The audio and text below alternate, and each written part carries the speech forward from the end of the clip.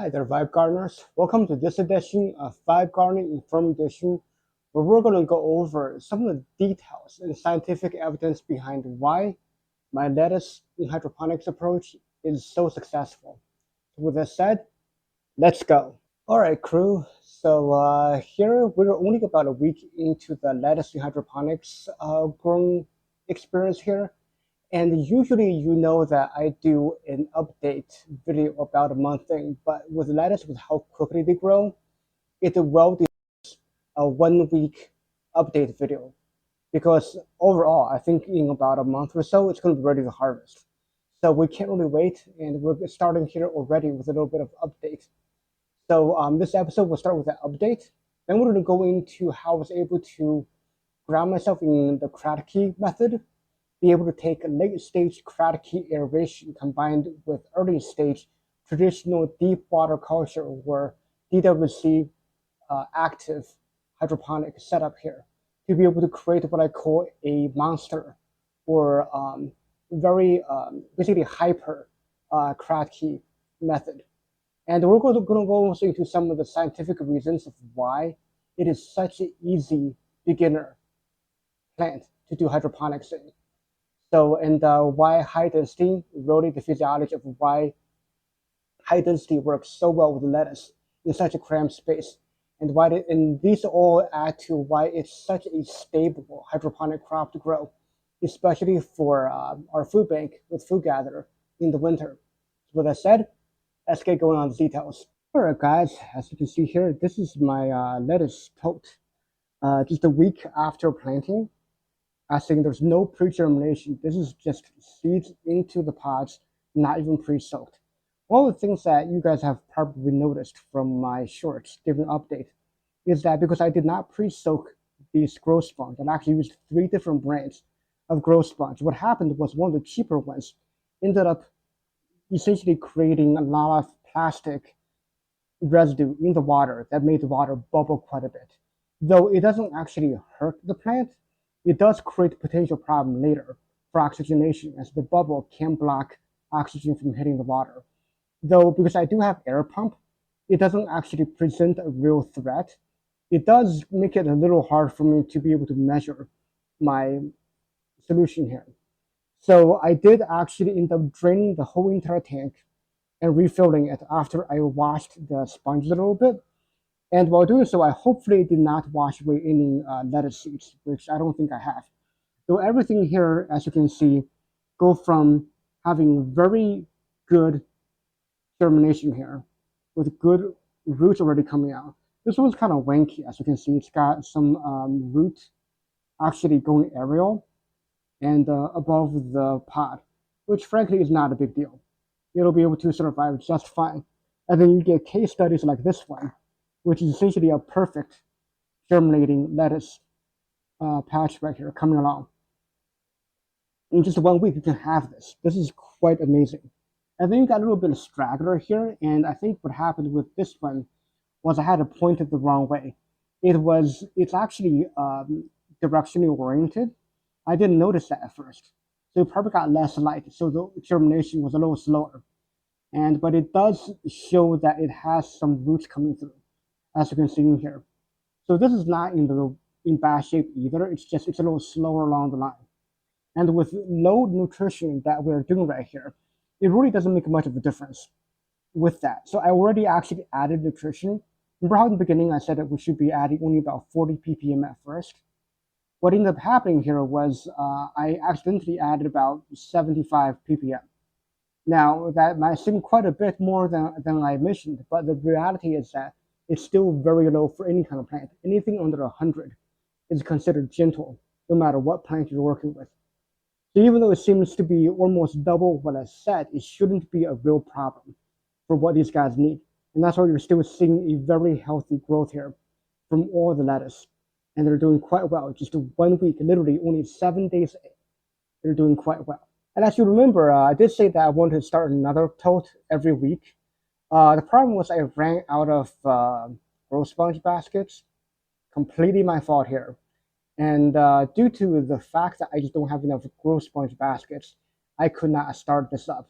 But this time, the main difference I'll do is I'm definitely absolutely going to be pre-soaking my grow sponge just in case they started to emit any of those plastic residue that'll start foaming. So I don't have to go through the whole entire rinse and reset before I start adding nutrition. And that would definitely help. All right, so let's talk a little bit about the Kratky method, which we've covered in Hydroponics 101 course. But this is more of a sort of a specialized advanced course where we're going to talk a little bit about how this current method of lettuce is really kind of taking advantage of the late stage Kratky method. So Kratky, to remind everyone, is really a method in which hydroponics is able to be done without anything mechanical. It takes no electricity or any mechanical power to power this hydroponic system. So what it does is it relies heavily on the ability for the system to be able to get enough aeration without active movement of the water or pushing air into the system. And one of the main effects here is that about 2009, 2010 is when Dr. Kratky formally pushed out his three techniques of being able to achieve this very effectively. And one of the main things he showed was actually, guess what, using lettuce. And what he did was he took the lettuce and he heavily took advantage of the fact that with the water level of the DWC started to drop, it created an air gap between the solution and the base of the plant. So a majority of the root of the lettuce was dangling in midair, which is kind of almost like aeroponic, except at the bottom there's still nutrition solution for the plant to be able to soak up while it grows. And one of the main reasons why this is such a big deal is that it solves the aeration problem because there's no active pump of any kind pushing the water around or pushing air into the water. And the root itself being exposed gives it ultra aeration. So a little that diagram here I copied from his research that I'll cite below shows you exactly the type of setup that he's done. And I also link his original, the single method article that he has, which kind of goes into detail of how he set up his method for the passive hydroponics that we now call the Kratky method. It's very similar to what I do, where he takes these plastic coverings and use a hole saw and drill holes into those covers and have basically a plastic container on the bottom. And there's a lot of things about it that kind of is different from what I'm doing here. And a lot of it, obviously, it's in summer in the greenhouse in Hawaii. So there's going to be mosquito problems with workers and a lot of other things. But here in my basement, the temperature is consistently about 60 degrees Fahrenheit. It's definitely not warm enough for mosquitoes to be a problem. So I'm really living in basically the best of two worlds situation. I'm able to grow this in such a situation where I'm going to give it the best aeration by having the water level drop and then the aeration from the root being exposed to the water really kick in. So what makes my technique here a little bit more special is that not only am I taking advantage of the late stage Kratky method of having that air gap between the solution and the base of the plant, I'm also pumping air into that solution so that from the very beginning, from the get-go, the lettuce seed is getting the best aeration possible. So it's a very high air pump into the water at this stage. It's only about 3 gallons, actually less than 3 gallons, about 2 3/4 or 2/3 of a gallon of water beneath. So having this very strong aeration going on is going to give it the optimal situation for having the best air in the beginning and at the end.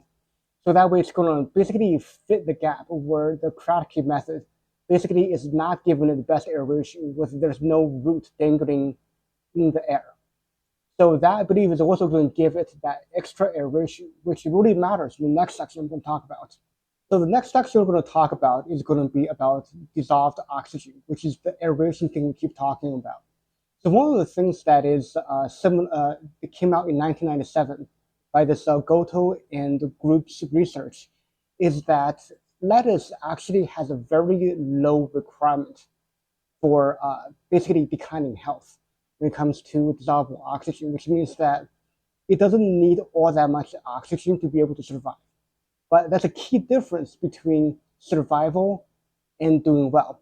It's one of those kind of research that from basically 1950s and onward, there's a lot of seminal research paper, including the 1970s with the 80s with the NASA, really also kind of doing this research, where it talked about having that root zone oxygen. The more oxygen the root gets with lettuce, the more it thrives.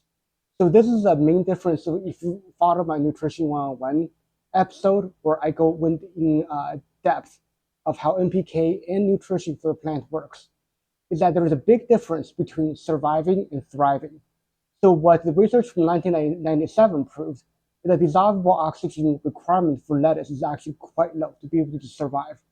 It has to drop to the point where it's basically stagnant water that's been sitting there with no air added, no air introduced, no movement of any kind.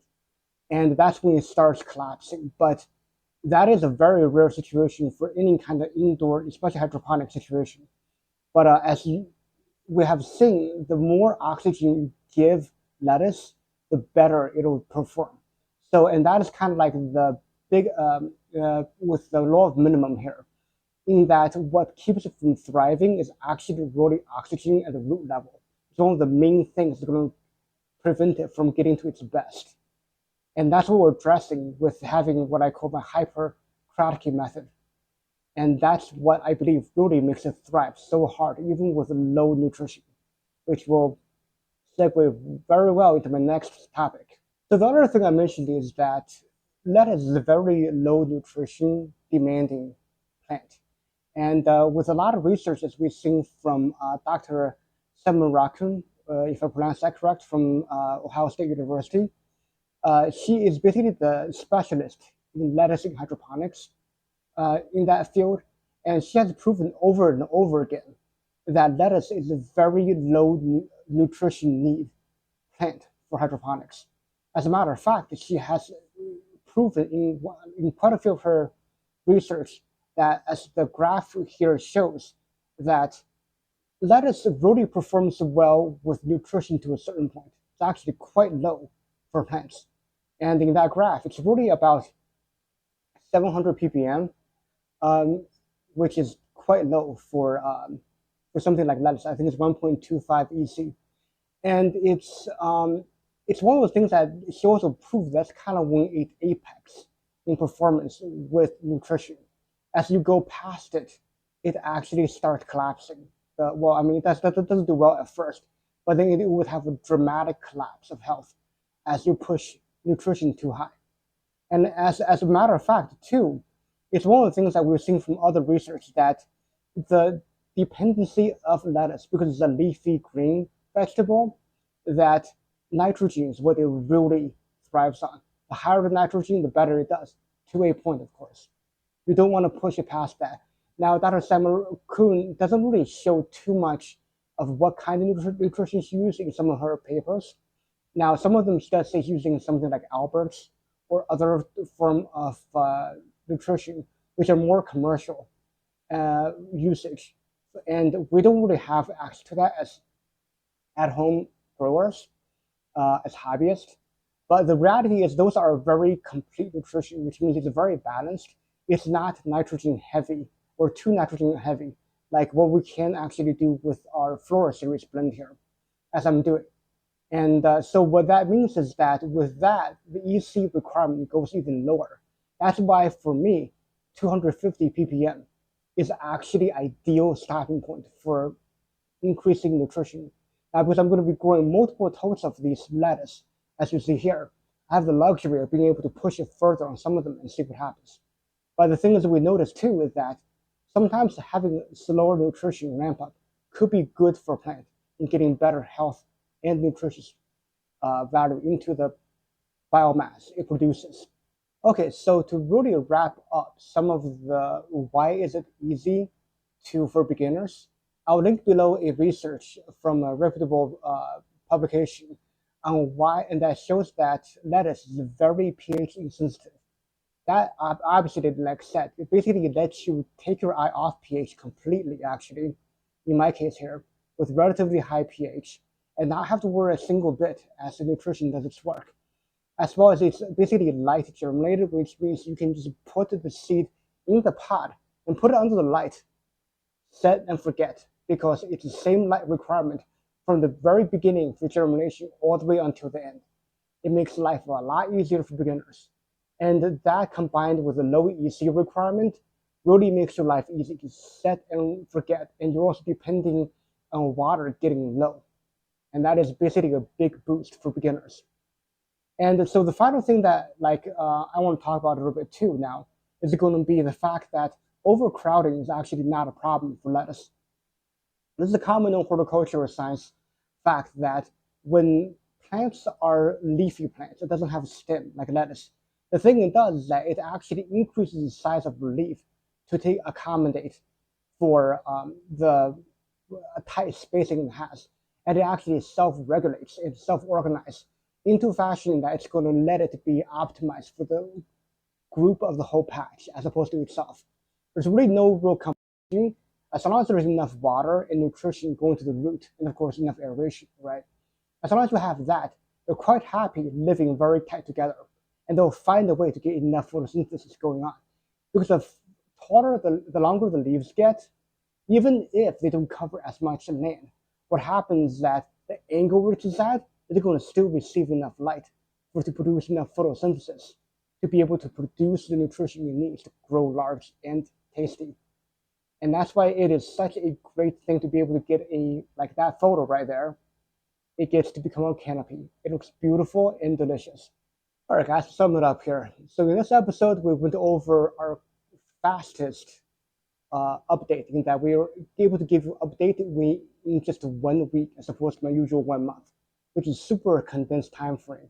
And we also went over how my system is actually a accidental hack of a kind, which makes what I call the hyper Kratky method, which takes advantage of late stage Kratky with the air gap, as well as feeding it the air in the very beginning from pushing air into the water through air pump using my air stone here. And then we also talked about why it is such a beginner friendly with its insensitivity. It's basically stable needed light. And a lot of these things that basically makes life easy for beginner. And finally, I also talked about how density actually is not a problem for lettuce. It loves living together in a co-op essentially. And as long as it has enough water, nutrition, and root air, it will actually be able to just grow happily together in one happy community, which frankly, for all of us, makes it very easy. And due to the low temperature requirement of lettuce, it is perfect for basement growing in the winter in the Zone 6A in Southeast Michigan. It really makes it a great thing to do for be able to donate lettuce to your local food bank here with Food Gatherer in Ann Arbor. So with that said, guys, let's keep gardening and keep vibing. Let's go.